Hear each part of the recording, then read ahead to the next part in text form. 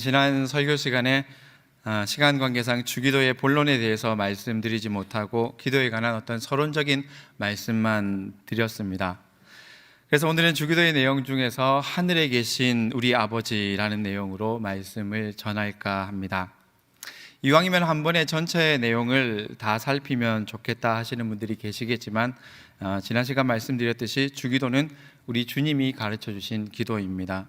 너무 놀라운 가치와 의미를 담고 있는 기도이기 때문에 우리가 조금 겸손한 마음으로 주님이 가르쳐 주신 이 기도를 따라서 조금씩 천천히 기도해 나가면 좋겠다라는 그런 생각이 있습니다.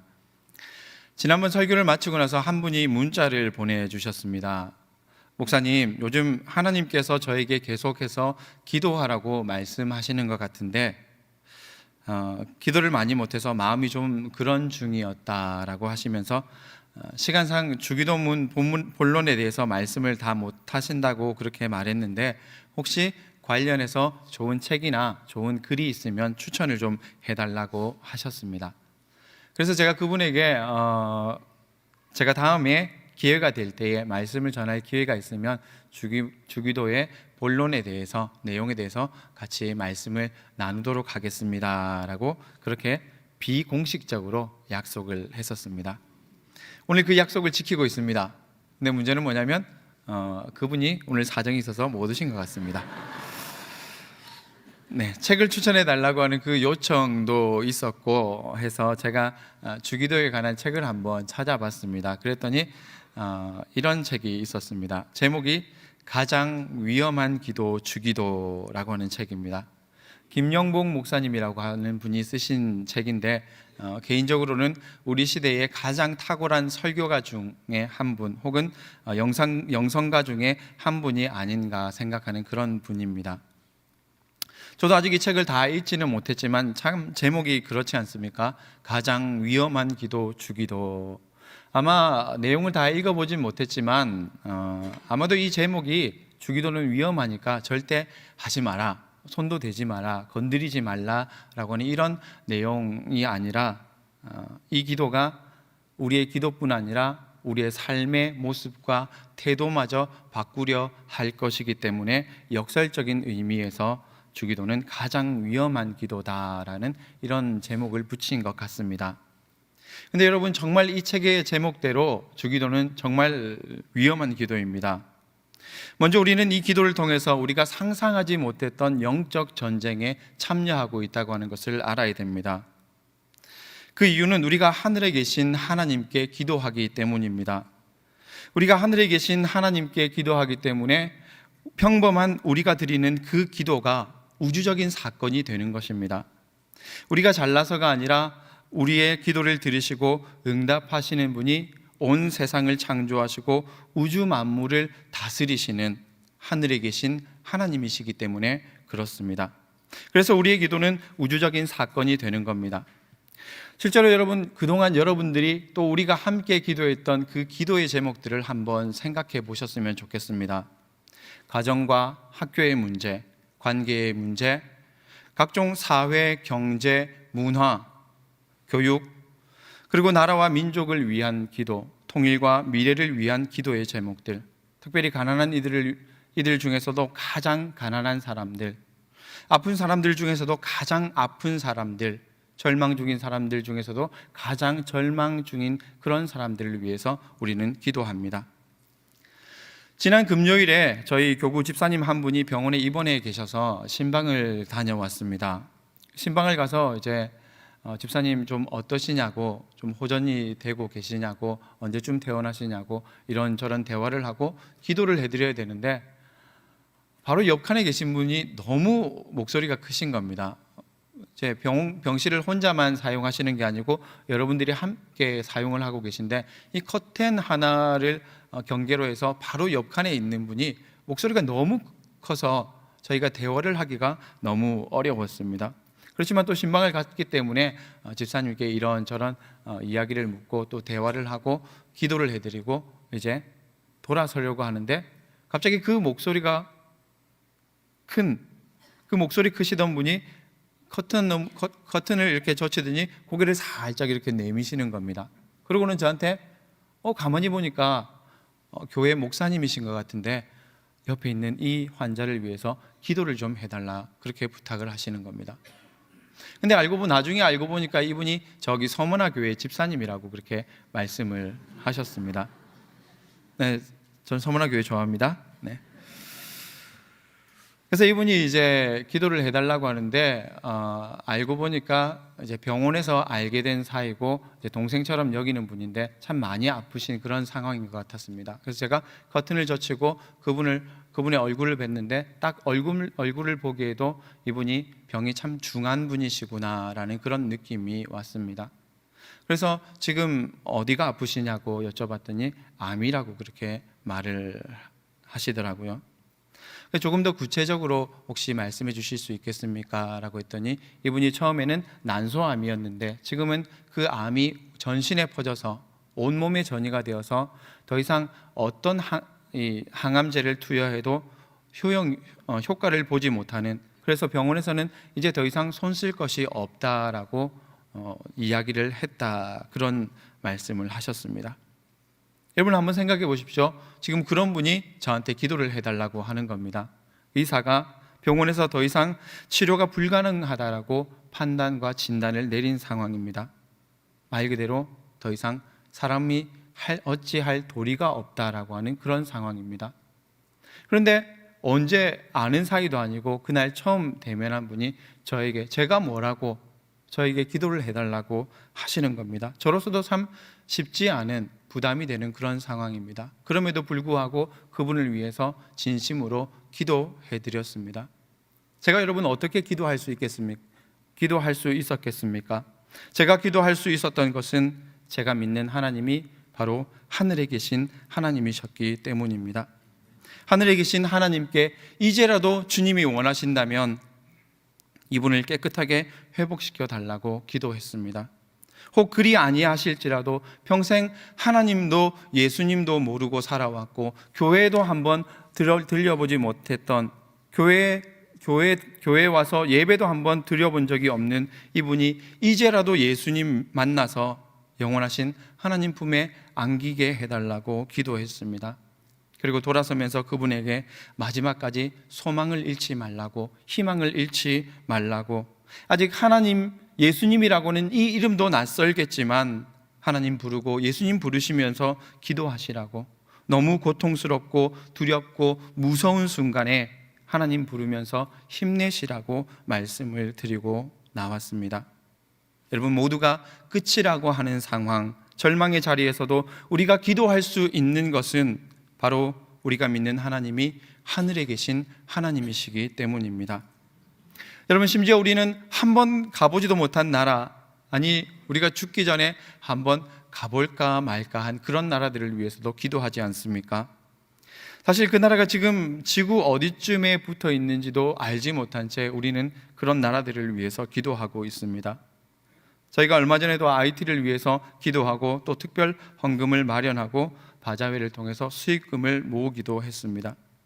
근데 여러분 솔직히 IT가 어디쯤 있는지 아십니까? 사실 저도 얼마 전까지 IT가 어디에 있는지 정확하게는 알지 못했습니다. 그런데 얼마 전에 퇴근해서 집에 갔는데 저희 아들이 이렇게 아이들이 보는 이 큰 세계 지도를 들고 오더니 아빠, IT가 어디 있는지 알아요? 이렇게 물어보는 겁니다. 그 순간 아빠는 연기력이 필요합니다. 아빠도 잘 모르겠는데, 그랬더니 저희 아들이 지도에 손가락을 가리키면서 IT를 콕 집으면서 아빠, IT 여기 있어요 라고 이야기를 하는 겁니다. 교회에 왔다가 담임 목사님께서 IT에 대해서 말씀하시고 기도를 하기도 하시니까 그 이야기를 듣고 엄마에게 물어보고 엄마랑 같이 이렇게 지도를 펼쳐놓고 IT를 찾아본 것 같습니다. 여러분 우리는 정말 대단한 그룹에 속해 있습니다. 세상의 어떤 공동체보다도 교회는 세계적이고 우주적인 시야로 살아가는 사람들의 모임입니다. 우리의 기도는 사회 활동이나 자선이나 정치와 경제의 영역을 뛰어넘는 일입니다. 우리가 기도하는 내용들은 사실 우리가 손쓸 수 없을 만큼 어마어마한 일들입니다. 우리가 가진 역량과 한계를 넘어서는 일들입니다. 그럼에도 불구하고 우리는 어떻게 이런 엄청난 일들에 대해서 기도하기를 멈추지 않고 또 애를 쓰고 매달리고 있느냐 하는 겁니다. 그것은 바로 우리 하나님이 하늘에 계신 하나님이시기 때문에 그렇습니다. 우리는 주기도를 통해서 우주적인 영적인 싸움에 참여하고 있는 겁니다. 에베소서 6장 12절 말씀에서 말하고 있는 것처럼 우리의 씨름은 혈과 육을 상대하는 것이 아니요 통치자들과 권세자들과 이 어둠의 세상 주관자들과 하늘에 있는 악의 영들을 상대함이라 말씀했습니다. 그렇기 때문에 우리 하나님이 우리의 기도를 들으시고 응답하실 수 있는 능력이 있느냐 없느냐 하는 것은 우리에게 너무 중요한 일입니다. 만약에 우리가 예수님을 그저 우리에게 좋은 가르침을 주시는 어떤 도덕 선생이나 아니면 착하고 선한 삶을 살아가기 위한 윤리적인 본을 보여주신 분, 그것도 아니면 우리가 마음이 힘들 때 우리의 말을 잘 들어주고 공감해주는 좋은 친구 정도로만 생각한다면 우리는 더 이상 이런 엄청난 기도를 드릴 수 없을 겁니다. 우리가 믿는 하나님이 겨우 그 정도밖에 되지 않는 하나님이라고 한다면 우리는 당장 기도하기를 멈춰야 합니다. 만약 우리 하나님이 그 정도밖에 안 되는 분이라고 한다면 우리가 세상에서 가장 불쌍한 사람들로 발견될지도 모릅니다. 세상 사람들이 우리를 향해서 정신이 없는 사람들이라고 조롱하게 될지도 모르겠습니다. 그러나 여러분, 우리 하나님은 하늘에 계신 하나님이시기 때문에 우리는 계속해서 기도할 수 있는 것입니다. 주기도에서 말하는 하늘에 계신 우리 아버지와 똑 닮은 내용이 있습니다. 사도신경에 보시면은 나는 전능하신 아버지 하나님 천지의 창조주를 믿습니다 라고 하는 고백입니다. 우리 하나님이 하늘에 계시다고 하는 것은 우리 하나님이 전능하신 하나님이시라고 하는 말과 같은 말입니다. 우리 하나님이 하늘에 계시다고 하는 것은 세상에서 가장 높으신 분이 우리 하나님이시다, 바로 우리 하나님의 시야를 말하는 것입니다. 그 어떤 것도 우리 하나님과 견줄 만한 것이 없다는 말입니다. 우리가 믿는 하나님은 죽은 자를 살리시며 없는 것을 있는 것으로 부르시는 하나님이십니다. 여러분, 이것을 다른 말로 우리가 뒤집어서 생각해 보면 우리 하나님이 하늘에 계신 하나님이심을 믿는 그 사람만이 기도할 수 있다고 하는 말이기도 합니다. 남들이 볼 때에는 말도 안 되는 이야기라고 하겠지만 당신 하나 기도한다고 해서 세상이 어떻게 바뀌겠냐라고 비웃을지 모르겠지만 그럼에도 불구하고 그 모든 조롱과 비웃음을 뒤로하고 여전히 기도할 수 있는 그 사람이 바로 하늘에 계신 하나님을 믿는 사람입니다. 여러분, 반대로 교회를 다녀도 기도하지 않는 사람은 무신론자가 되는 겁니다. 여러분, 우리가 두려워해야 될 무신론자는 교회 밖에 있는 무신론자가 아니라 교회 안에 있는 무신론자입니다. 우리의 자신 안에 있는 무신론입니다. 하나님을 믿는다고 하면서 하나님께 기도하지 않는 내 안에 있는 무신론이 가장 무서운 것입니다. 그렇기 때문에 여러분, 믿음의 크기라고 하는 것은 개인의 재산과 명예와 학벌과 교회의 크기, 이런 것들로 재는 것이 아니라 기도의 크기로 재는 것입니다.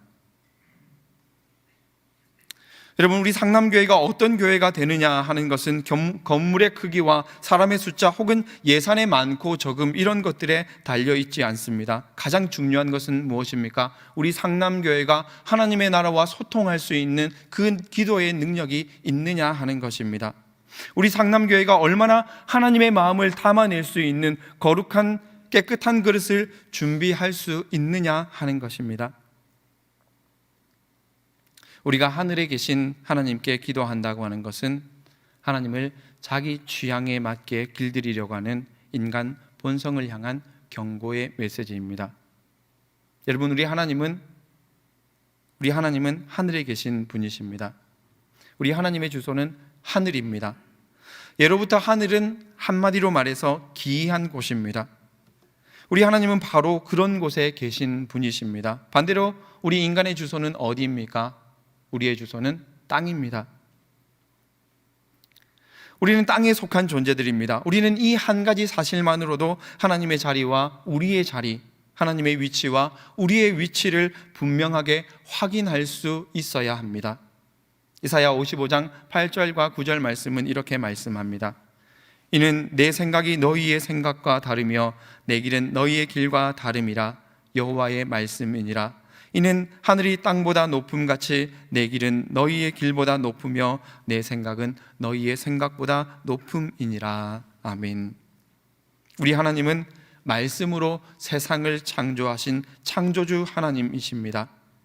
세상에 존재하는 모든 것들은 하나님에 의해서 창조된 피조물에 불과합니다. 그렇기 때문에 온 우주와 그 안에 속한 모든 피조물들은 전적으로 하나님께 속해 있고 의존하는 존재라고 말할 수 있습니다. 쉽게 말해서 하나님이 계시기 때문에 우리가 존재할 수 있다라고 하는 그런 말씀입니다. 오직 우리 하나님만이 창조되지 않으시고 스스로 계신 유일한 분이라고 성경은 말하고 있습니다. 출애굽기 3장 14절 말씀에 하나님이 모세에게 이르시되 나는 스스로 있는 자이니라. 또 이르시되 너는 이스라엘 자손에게 이같이 이르기를 스스로 있는 자가 나를 너희에게 보내셨다 하라. 아멘. 여러분, 이렇게 말할 수 있을 겁니다. 여기에 지금 제가 있습니다. 인간의 이성은 이렇게 설명합니다. 제가 존재할 수 있는 원인이 어디에 있습니까? 저희 부모님입니다. 그러면 저희 부모님이 존재할 수 있는 그 원인은 어디에 있습니까? 부모님의 부모님입니다. 부모님의 부모님, 계속해서 이렇게 거슬러 올라가게 되면 우리가 존재하는 원인, 이 땅에 존재하는 모든 만물의 존재의 원인은, 이 땅에 존재하는 모든 만물은 존재의 원인을 갖는다고 하는 그런 결론에 이르게 됩니다. 그런데 그렇게 해서 계속해서 우리가 올라가다 보면 결국 인간의 이성은 성경에서 태초에 하나님이 천지를 창조하시니라는 이 말씀을 대면하게 되어 있습니다. 인간의 이성으로 원인의 원인을 찾아서 계속해서 거슬러 올라가다 보면 태초에라는 인간의 이성으로는 더 이상 설명이 불가능한 순간에 이르게 됩니다. 그래서 보네퍼 목사님이라고 하는 분은 창세기 1장 1절 말씀, 태초에 하나님이 천지를 창조하시니라는 이 말씀은 인간 이성에게 종말을 고하는 말씀이다, 이런 말씀을 하셨습니다. 그러나 동시에 성경은 우리 인간의 종말이기 때문에 바로 여기에서 하나님의 창조의 역사가 등장한다고 말합니다. 우리가 종말이라고 고백하는, 우리가 손을 들어버리는 그 순간 하나님의 창조의 역사가, 하나님의 구원의 역사가 등장하는 것입니다. 세상의 논리가 성립되지 못하고 이성의 지혜가 승리할 수 없는 그 종말의 시점에서 우리 하나님은 창조의 역사를 계시하시는 분이십니다. 혼돈 한가운데서 질서를 만드시고 어둠 가운데서 빛을 창조하시는 하나님이십니다. 여러분, 인류의 죄는 창조주 되시는 하나님의 위치와 피조물인 인간의 위치를 혼돈하는 것에서부터 시작됩니다. 인류는 끊임없이 아담과 하와가 그랬던 것처럼 바벨탑을 쌓아서 하늘에 닿아 보려고 했던 그들이 범했던 죄와 같이 자신을 높여서 하나님의 자리에 올라보려고 했었습니다. 그런가 하면 한편 하나님을 우리의 입맛에 맞게 길들이기 위해서 창조주이시며 스스로 계신 전능하신 하나님을 사람에게 친숙한 여러 가지 형상들로 만들고자 했습니다. 십계명에서 하나님을 그 어떤 형상으로도 만들지 말라고 하는 것은 하나님을 우리의 입맛에 맞게 길들이려고 하지 말라라고 하는 그런 뜻입니다. 출애굽기 20장 4절 말씀, 너는 너를 위하여 새긴 우상을 만들지 말고 또 위로 하늘에 있는 것이나 아래로 땅에 있는 것이나 땅 아래 물 속에 있는 것에 그 어떤 형상도 만들지 말며. 여러분, 우리가 신앙의 연수가 좀 되면 이제 하나님을 좀 알 것 같다라는 그런 생각이 듭니다. 그런데 우리가 그런 생각을 가지고 다시 하나님을 바라보면 하나님은 이전과 전혀 다른 분으로 우리에게 다가오십니다. 하나님이 저기쯤 계실 것이다 라고 생각하고 열심히 쫓아갔더니 하나님은 이미 그곳에 계시지 않고 그 너머에 계십니다. 피조물인 우리가 영원하신 창조주를 안다고 하는 것 그 자체가 한편으로는 어불성설입니다. 여러분, 저도 신학 공부를 많이 한 사람은 아니지만 하나님에 대해서 알아가면 알아갈수록 내가 하나님을 안다라고 하는 이런 생각보다 내가 하나님에 대해서 참 아는 것이 너무 적구나라고 하는 이런 깨달음만 가득해집니다. 어떤 신학자는 이런 말을 했습니다. 하나님에 대해서 다 안다라고 말하는 사람, 그 사람이야말로 하나님에 대해서 가장 무지한 사람이다. 인간은 하나님에 대해서 안다라고 말할 수 없다. 다만 우리는 그분 앞에서 경탄할 뿐이다. 피조물인 우리는 창조주이신 그 하나님 앞에서 다만 놀랄 뿐이다 라는 그런 말입니다. 여러분, 성경이 말하는 하나님은 우리가 결코 길들일 수 없는 분, 모든 것을 초월해 계신 분, 스스로 존재하시면서 모든 것을 존재하게 만드시는 그런 하나님이십니다.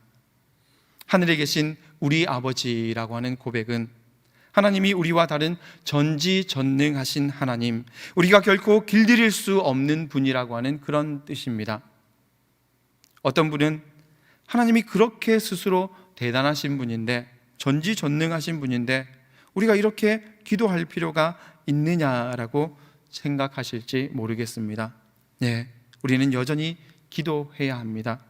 왜냐하면 우리 하나님은 전지전능하신 하나님이 맞으시지만 그 전능하심의 일부를 스스로 제한하시고 여백을 남겨놓으셨습니다. 그리고 그 여백은 바로 우리의 기도와 순종으로 채워나가야 할 자리입니다. 하나님은 오늘도 자신의 동력자를 찾고 계십니다.